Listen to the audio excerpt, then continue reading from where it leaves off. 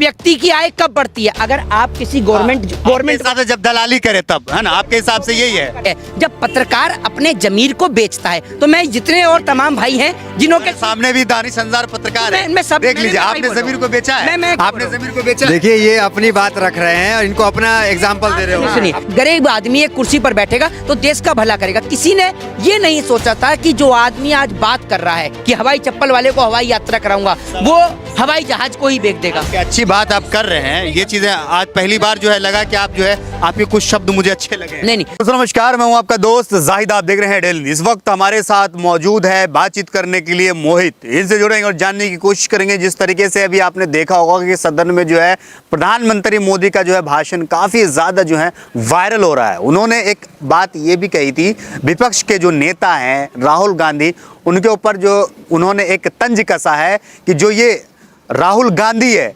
वो नेहरू अपना सरनेम क्यों नहीं लगाते हैं, इन्हें क्या किस बात की शर्म है। जैसे कि आप यहाँ पे देख लीजिए, मेरे साथ मोहित शर्मा है, लोग कहते हैं कि ये मोहित खान है, लेकिन ये लगाते हैं अपने आप को शर्मा है। तो सवाल ये है मोहित शर्मा, इसको आप जो भाषण है इसको आप किस तरीके से देखते हैं? देखिए, सबसे पहले जो आपने बात बोली है ना, सबसे पहले आप अपनी जबान को संभालिए। मैं आपके लिए गलत प्रकार के शब्दों का इस्तेमाल करूंगा ना तो पूरा देश वैसे ही आपको गालियां देता है। अगर मैं भी गाली देना शुरू करूंगा तो आप में और मेरे में कोई अंतर नहीं रहेगा। अब आप एक बात मुझे बताइए, आपको नीचे गोदी मीडिया लिखते हैं, गंदी गंदी गालियां भी लिखते हैं। मैंने कभी गाली देके बोला है कि आपको ऐसे लोग गालियां लिखते हैं? आप ये किस प्रकार की भाषा का प्रयोग करते हैं? क्या आप में से जितने भी लोग देखने वाले हैं, क्या आपको लगता है कि ये क्वेश्चन, ये सवाल किसी एक देश के पत्रकार का हो सकता है? मैं कह रहा हूँ वो प्यार हमसे प्यार करते हैं। मेरी बात सुन लीजिए, एक प्रधानमंत्री विपक्ष को लेकर कटाक्ष करता है, विपक्ष को लेकर कर सकते हैं, लेकिन आपका कोई हक, कोई अधिकार नहीं बनता है कि आप किसी एक इंडिविजुअल व्यक्ति के ऊपर और उसके नाम के ऊपर, उसके सरनेम के ऊपर कटाक्ष करें। आपको ये नहीं पता कि आपके ऊपर इस बात को लेकर मुकदमा तक दर्ज हो सकता है। आप यही बात हो गई ना, बस आपका काम यही होता है, धमकी देना। अरे सवाल पूछा, उसका जवाब दीजिए ना। मेरी बात सुनिए, आप प्रधानमंत्री मोदी ने जो सदन में जो कहा है उसके ऊपर आप जवाब दीजिए। मेरी बात सुन लीजिए, आप एक बात बताइए, आपका नाम, एक मिनट, आप जाहिद खान होते हुए भी आप बोलते हैं मुझसे जब पठान फिल्म का मुद्दा होता है कि आप खान गैंग से। आप खान गैंग से नहीं है, मुझे ये बताइए। क्यों खान गैंग से? नहीं तो आप कौन सी गैंग से हैं? जरा अपनी गैंग का नाम बताइए। इस देश से हैं। इस देश जो देश में राज्य कितने, जरा बताइए। इस देश में राज्य कितने हैं? राज्य से क्या साबित हो जाएगा? नहीं, राज्य आप इस देश में रहते हैं ना, जरा बताइए। मैं तो देख लूं, सबको पता तो चले, सबको पता है, लेकिन आप ही को नहीं पता है। सबको पता है लेकिन आप ही को नहीं पता है। सवाल ही नहीं है। जैसे आपने हमसे कहा कि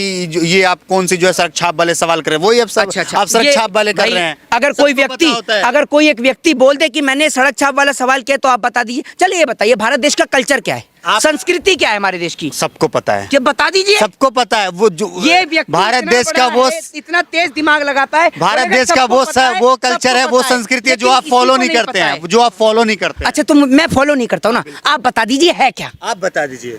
अभी देखिए, अभी कह रहे हैं सबको पता है, मैं तो फॉलो ही नहीं करता, तो आप मुझे बता दीजिए। बिल्कुल नहीं करते। हाँ तो मुझे बता तो दीजिए। कभी आपने देश के लिए एक भी शब्द कहा है? कभी आपने कहा एक भी शब्द? वाह, ताली मारेंगे। ये महंगाई, बेरोजगारी, इस देश की गिरती अर्थव्यवस्था, ठीक है ना, ये कह रहे महंगाई नहीं है। तो आप तो अंबानी और टाटा बिरला होंगे, तो ये 80 करोड़ लोगों को जिनको सरकार राशन दे रही है, ये कौन लोग हैं? मुकेश अंबानी है, टाटा बिरला है, धीरू भाई अंबानी है। सरकार 80 करोड़ लोगों को जो है राशन दे रही है, वो जरूरतमंद लोग हैं। तो अब कहने का मतलब फिर महंगाई है? महंगाई कहाँ है? जरूरतमंद है, जरूरत सबको होता है। तो आप राशन लेते हैं? एक चीज बताइए मोहित शर्मा, एक सवाल मोहित शर्मा, एक सवाल। सर मैं क्या बोलता हूँ, मैं आपके सवाल का जवाब दूं, आप मेरे सवाल का जवाब दीजिए। आप राशन लेते हैं? अरे सवाल का जवाब दे दीजिए ना। आप सवाल का जवाब दे दीजिए कि वो जरूरतमंद है। जरूरतमंद व्यक्ति तो वही होता है जिसके पास रोजगार नहीं है, आपकी कमाई नहीं बढ़ी, महंगाई से जूझ रहा है। आपका इनकम नहीं बढ़ा है। आपका इनकम बढ़ा है? आपका बड़ा है? किसका? मैं तो इनकम क्या, मैं तो स्टडी, मेरा भी बड़ा, तो लॉ की स्टडी। आपकी कैसे? घर परिवार वाले का तो बड़ा। सोच लीजिए, अब आप सोच लीजिए, ये कह रहे कि मेरी इनकम बढ़ी है। अब आप सोचिए पत्रकार की इनकम कैसे बढ़ती है? ये तो पत्रकार हैं, पत्रकार का काम पत्रकारिता करना होता है। पत्रकार की इनकम कब बढ़ती है? जब पत्रकार अपने जमीर को बेचता है। तो मैं जितने और तमाम भाई हैं जिन्होंने सामने भी दानिश अंजार पत्रकार है, मैं सब देख लीजिए, आपने जमीर को बेचा है, आपने जमीर को बेचा। देखिए ये अपनी बात रख रहे हैं और इनको अपना एग्जाम्पल दे रहे हो। सुनिए, मैं क्या बोल रहा हूँ आपको, मैं सभी के ऊपर आरोप नहीं लगा रहा हूँ। आपने बोला, मैंने आपसे एक इंडिविजुअली प्रश्न पूछा, सभी पत्रकारों पर आरोप मत लगाइए। जब ये वाली बात मत करिए कि जब खुद गिर जाए आपके ऊपर सवाल उठे, जैसे भी सवाल अडानी पे उठ रहे हैं, तो आप कहते हैं देश से सवाल पूछ रहे हैं, देश खतरे में। अरे अडानी अलग है, देश में इतने सारे लोग हैं, अडानी भी रहता है, देश के और अडानी की क्या कंपैरिजन। तो सवाल आपसे पूछा है, सब पत्रकारों पे पत्रकार को 2 वक्त की रोटी कमाने के भी हक नहीं है। मोहित शर्मा के हिसाब से 2 वक्त रोटी कमा करके अपने परिवार को भी नहीं पाल पाता है, पाल सकता है, की रोटी नहीं है कमा ना? पाता है। तो ये जो बड़े बड़े पत्रकार जो ऑडी से आते हैं, कोई मर्सिडीज से उतरता है, कोई अपने खुद के स्टूडियो खोलता है, 2 वक्त की रोटी भी नहीं खा पाते हैं। मोहित शर्मा, कुछ पत्रकार आत्मनिर्भर भी हैं, आप भी जानते होंगे। यूट्यूब नहीं, मैंने बोला है, मैंने वही बोला है, मैंने उस चीज नहीं। जरूरी नहीं है कि कोई अगर ऑडी से आ रहा है, चाहे जाहिद ऑडी से आ रहा है या हम BMW से आ रहे हैं, तो हम जो है दलाली करते हैं, हम किसी की नहीं, मैंने आपसे क्या प्रश्न किया? मैं क्या बोल रहा हूँ आपसे? हम सच्चाई दिखाते हैं तो पैसा उससे आता है। इसका ये मतलब नहीं कि हम बीजेपी से दलाली करते हैं। नहीं, अभी मैंने इनसे पूछा, इन्होंने कहा नहीं, मैंने निराधार नहीं है, मैंने इन्हीं के कहने पर मैंने आपको एक तार्किक एक जवाब दिया। इन्होंने कहा कि मोदी सरकार के आने के बाद में हमारी आय बढ़ी है। तो एक पत्रकार की आय कैसे बढ़ सकती है? सबकी बड़ी है, चाहे वो पत्रकार हो, चाहे वो क्या नाम है, सुनिए, नरेंद्र मोदी, चाहे वो एक मजदूर हो, चाहे एक बिजनेसमैन हो, चाहे वो एक ड्राइवर हो, चाहे कोई किसान हो, चाहे वो किसी भी क्षेत्र का कारीगर हो, सबकी इनकम बड़ी है। पूछता हूँ, नरेंद्र मोदी जी कोई मेरी बात आपके परिवार के नरेंद्र मोदी जी कोई यूट्यूब के कोई ब्रांड एम्बेसडर तो है नहीं कि भैया नरेंद्र मोदी जी के आने के बाद में यूट्यूब जो है, यूट्यूब से पैसा आपको जाना लग गया है। शर्मा, महंगाई बढ़ती है तो वक्त के साथ आमदनी भी बढ़ती है। नहीं, तो मैं आपसे यही पूछना चाहता हूँ, इस व्यक्ति ने एक सवाल कहा, इस पत्रकार ने, कि मेरी आय बढ़ी है। तो आय कैसे बढ़ सकती है? पत्रकार की आय तो सीमित रहती है। कहने का मतलब ये कि आप जैसे किसी महीने अगर आप 2-4 हजार रुपए ज्यादा कमा सकते हैं, ये 2-4 हजार कम, इतना ही तो डिस्टेंस रहता है। अब आप ये सोचिए, कह रहे हैं मेरी आय बढ़ी है, तो इस व्यक्ति की, इस पत्रकार की आय का इनकम ऑफ सोर्सेज क्या है?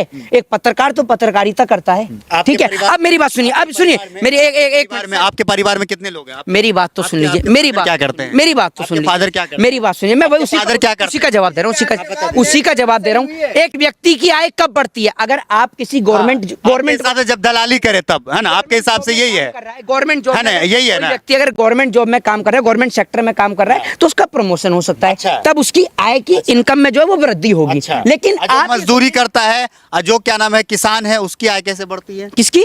जो किसान है, जो मजदूरी करते हैं, जो कारीगर है, जो ड्राइवर है, अच्छा, उनकी इनकम, उनकी किसान के एक मिनट आप ये बताइए, कौन सा आर्टिकल और कौन से सेक्शन में ये लिखा है कि किसान की आय सीमित है या किसी ड्राइवर की आय सीमित है? ये बताइए आप मुझे। किस आर्टिकल में लिखा है कि किसी पत्रकार की आय सीमित है? किसकी? मैं आपको बताऊं, सुन लीजिए, अगर आप किसी क्या चैनल में के अंदर काम करते हैं, जैसे आप नेशनल टीवी में काम कर रहे हैं, तो आपको सुन लीजिए, सैलरी मिलती है। अरे तो मेरी बात तो सुन लीजिए, तो आप नेशनल चैनल में काम कर रहे हैं, जो आपकी आय बढ़ गई। अरे हमारे पास ये हम देश के लिए काम करते हैं, हमारे पास ये टैलेंट है कि हमारे पास व्यूवर्स हैं, लोग हमसे प्यार करते हैं, लोग हमें देखते हैं। बहुत बढ़िया। आप देश के लिए काम करते हैं, आप देशद्रोह का काम करते हैं, देश के विरोध में काम करते हैं। आप इतने सारे पत्रकार, मैं आपसे पूछता हूँ कि आप देश के विरोध में काम करते हैं या अकेला व्यक्ति देश हित में काम कर रहा है? आप देश के विरोध में काम कर रहे हैं, जरा इस सवाल का जवाब दीजिए। आप कैसे बोल सकते हैं किसी व्यक्ति लिए? आज देश के ऊपर एक महंगाई का पहाड़ टूटा है, आपको इस बात को समझना पड़ेगा। बेरोजगारी का पहाड़ टूटा है, आपको इस बात को समझना पड़ेगा। एक देश का आम जनता है, देश की आम नागरिक जो है 2 वक्त की रोटी के लिए परेशान है, आपको इस चीज को समझना होगा। आप हिंदू और मुसलमान के मुद्दे लाकर लोगों का ध्यान भटका सकते हैं, लेकिन महंगाई और बेरोजगारी को इस देश से दूर नहीं कर सकते हैं। महंगाई नहीं कर रही है। देखिए सर, सरकार प्रयास, मेरी बात सुनिए, सरकार प्रयास कहां से करेगी? सरकार प्रयास कर ही नहीं रही है। सरकार अगर प्रयास करती तो इस देश के अंदर जो सरकारी संपत्ति है उसके अंदर इजाफा होता, लेकिन सरकार जो है वो सरकारी संपत्तियों को बेचने का काम कर रही है। जैसे कहने का मतलब ये है कि अभी प्रधानमंत्री नरेंद्र मोदी जी ने 2 दिन पहले वंदे भारत जो ट्रेन है उसका उद्घाटन किया। आपको पता होगा, वंदे भारत ही बोला है मैंने, वंदे भारत जो ट्रेन है उसका उद्घाटन किया महाराष्ट्र के अंदर। आपको पता है उसका किराया कितना है? उसका किराया इतना एक्सपेंसिव है कि एक व्यक्ति जो है, एक आम व्यक्ति, ट्रेन किसके लिए होती है? हवाई जहाज में एक अच्छा आदमी बैठ जाता है, ट्रेन किसके लिए? ट्रेन है एक आम व्यक्ति के लिए जो अपने घर आ रहा है, कभी बिहार से दिल्ली में रोजगार कर रहा है, या बिहार से मुंबई में काम कर रहा है, यूपी से मुंबई में काम कर रहा है, या अपने घर परिवार जा रहा है, वो व्यक्ति ट्रेन का इस्तेमाल करता है। तो ट्रेन को इतना एक्सपेंसिव उसका खर्चा है, उसकी इतनी एक्सपेंसिव टिकट है कि एक आम व्यक्ति ट्रेन की टिकट ही नहीं ले पा रहा। तो आप चाहे 1 वंदे भारत चलाएं, चाहे 1000 वंदे भारत चलाएं, उसका कोई फर्क नहीं पड़ रहा है, क्योंकि आम जनता और आम नागरिक आज भी परेशान है।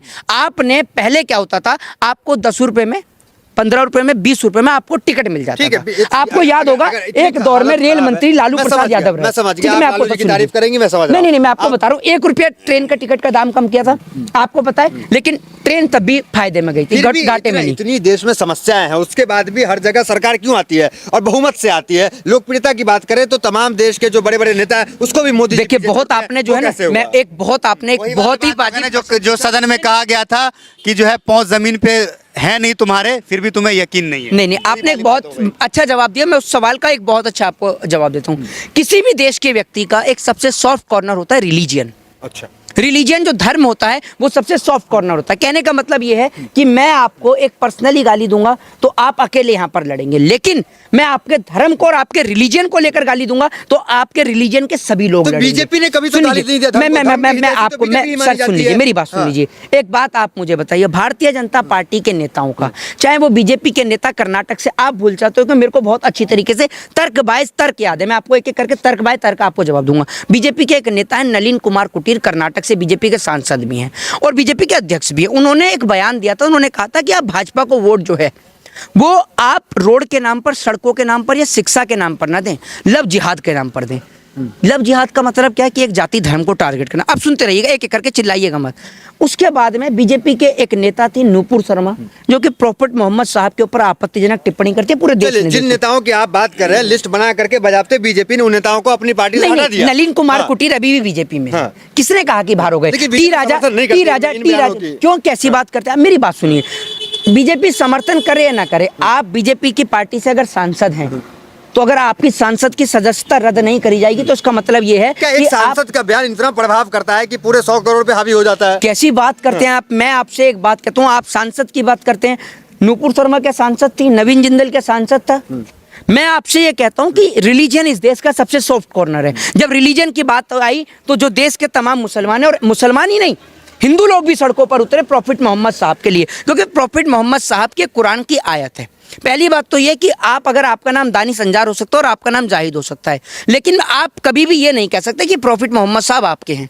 आप मुझे बताइए, आपके किसी धर्म में लिखा हो? वो सभी के हैं, सभी के हैं, वो सभी के हैं। राम सभी के मैं हैं, उसी ये तरह नहीं बहुत कह सभी सकता, मैं ये नहीं कह सकता कि राम मेरे हैं। राम जितने मेरे हैं उतने ही जाहिद के भी हैं, उतने दानिश के भी हैं। बिल्कुल, इसमें कोई शक इसका नहीं। ईश्वर और अल्लाह को कोई बांट नहीं सकता ये है। अच्छी बात आप कर रहे हैं। ये चीजें आज पहली बार जो है लगा कि आप जो है, आपके कुछ शब्द मुझे अच्छे लगे हैं। नहीं नहीं, जितने ईश्वर मेरे हैं उतने आपके भी हैं। ठीक है, भगवान का कभी किसी पे कॉपीराइट नहीं हुआ है, लेकिन पहली बार इस देश के अंदर ये देखने को मिला। आप नहीं, क्या नहीं, कहना मैं चाह रहे हैं? आपको- क्या हाँ, देश की जनता धर्म की अफीम पीकर नशे में है? देखिए, धर्म की जो देश की जो जनता है ना, धर्म की अफीम पी नहीं है, उसको पिलाई गई है। तो अब नशे में है बयान, जब जनता। एक बात सोचिए, जब जिस देश का प्रधानमंत्री हिंदू हो, जिस देश के अंदर बड़े बड़े IAS IPS राष्ट्रपति, देश का गृह मंत्री, देश के तमाम जगहों के मुख्यमंत्री वो हिंदू हो, और उसके बाद अगर नेताओं का बयान आता है कि हिंदू खतरे में है। आप रिलीजन की बात कर रहे हैं। कैसे हटेगा? कैसे ये जो अफीम लोग ये- नशे में है, ये नशा कैसे देखिए, उतरेगा? मैं क्या बताता हूँ, जब किसी भी देश, नशा है ही नहीं ना, नहीं पहली नहीं, बात। मेरी बात सुनिए, आपके कहने से नशा इनको विरोध करने का नशा मैंने है। आपको तार्किक तौर पर इस सवाल का जवाब दिया ना। देखिए, अब ये चाहते हैं कि ये TRP के लिए मैं एग्रेसिव हूँ, नहीं, नहीं, गुस्से में आऊँ, तो मेरा वो काम नहीं बात करें, है। आप मेरी प्यार से बात बात सुनिए, प्यार करें। से आपको नशा जवाब उतरेगा दूंगा। कैसे? इसका ये जवाब दे दे, फिर उनसे बात ये करें। नशा जब उतरेगा,